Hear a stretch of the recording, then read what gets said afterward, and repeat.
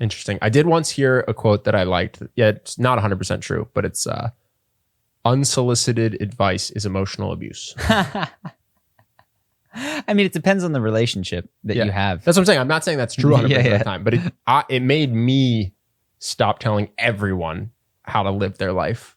You know what I mean? Yes. So I don't know exactly what this opinion is on things. And so not knowing it, there are times when you should, without permission, state your unsolicited opinion. When someone is being a dick to a waiter in front of you and the waiter walks away, you should be like, hey, don't do that. That's not cool.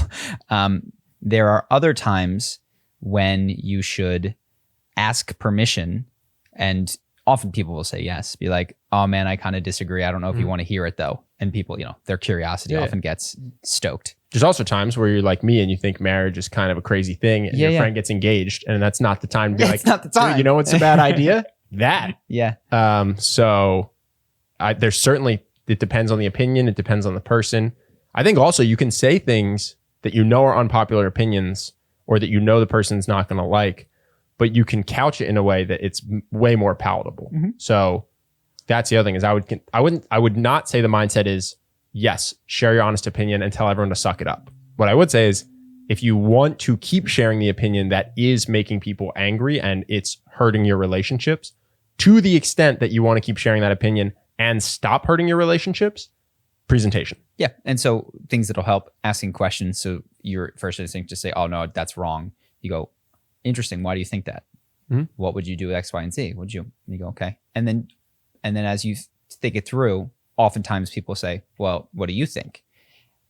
Then it's no longer unsolicited. So it's kind of turning your unsolicited opinions into solicited opinions through questioning, presentation, and saying, do you want to hear this? Yeah. And even if they don't ask you your opinion, you can often guide the conversation just through the Socratic method, which is by asking question after question to get the conversation to the point where they see why they're wrong. If it's something that you disagree about, like they make the discovery themselves as to why what they're saying doesn't make sense, which is honestly one of the most persuasive things you can do anyway. Instead of saying you're wrong, here's what you should think, you just guide them to where what they're saying doesn't hold up for whatever reason. Another one last thing that will help is to separate the person from the argument in your speech. So when they say something that you disagree with, you go, oh my God, that's ridiculous. That's so stupid. You know what I mean? And like what that comes back to is you're ridiculous and you're stupid versus like, oh my God, that's fascinating. I've been looking for someone who thinks this. I want to talk to you about it.